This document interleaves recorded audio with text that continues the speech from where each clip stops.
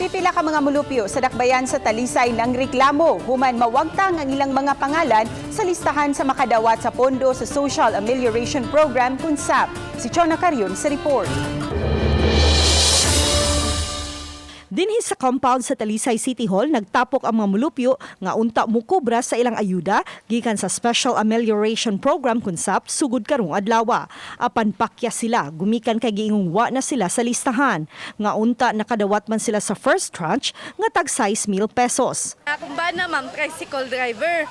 5 kabuk among anak, gidikyo siya kaya asawa ko no nakabalik og trabaho. Buto na nao nakabalik mi pero April, May, June na mi nakabalik. Tiyo na ako noon ang buwan na, mi trabaho asa, mami. Ipanas mi sa kuwan sa listahan.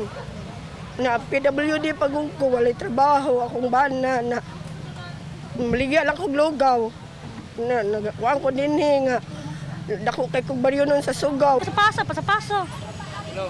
Nya kadot dumiato sa pag first tranche. Nya nagabang pagumig balay.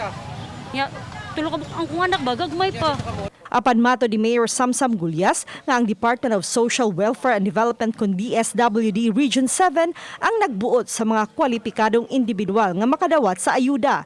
Mangayo usab og katinawan ang mayor kabahin niini gumikan kay ang mga nangreklamo nakadawat ba unta sa first tranche ug nganong natangtang na sila alang sa ikaduhang ayuda sa SAP.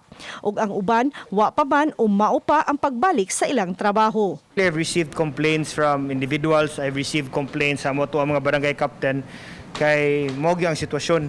So I told the barangay captains and if ever kinsa ni katong ni complain ako that I will bring this up kay as far as the city is concerned ang ni tangtang nila sa lista was DSWD Region 7.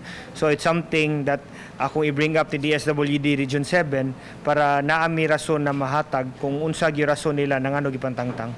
Uban ni Rinanti Quiñones, Chona Carrion, Balitang Bisda.